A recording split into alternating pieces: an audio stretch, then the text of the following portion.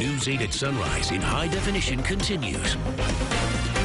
CPA Dave Young back with us this morning. Dave, good to see you. Well, it's great to be here. So, shopping season in full swing as we speak.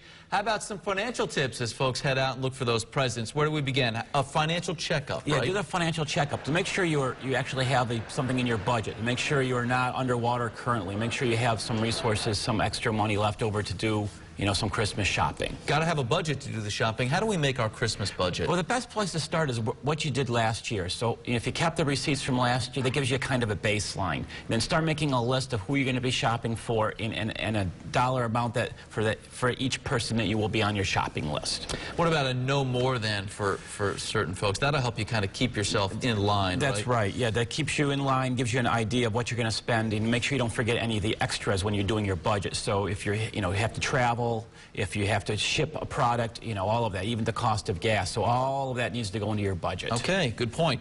You say use cash rather, not credit. Yes, use cash, and I would recommend an envelope system. So when you get down to what your budget is, put all that money in one envelope, or you can break the envelope down per person.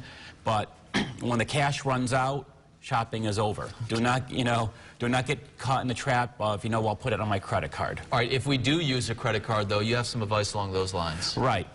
And I'll say both ways, a debit card or a credit card. So if you use a debit card, you have to make sure you have overdraft protection, make sure you have the money in your checking account. If you do use a credit card, make sure you can pay that balance off in full. Try to just use one credit card, not multiple credit cards. Okay.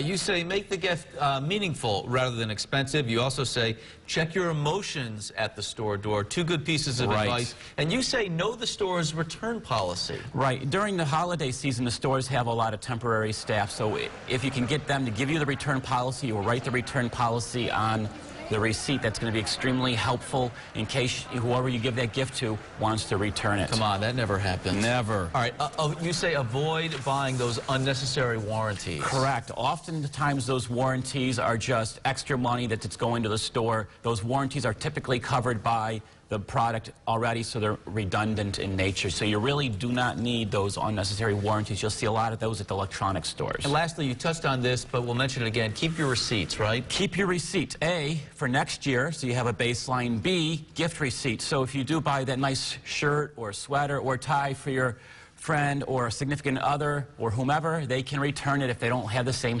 taste as you. All right. Dave, happy holidays. Thank you. All right, if you missed any of this, we'll be sharing it online as well. You'll find it at rochesterfirst.com.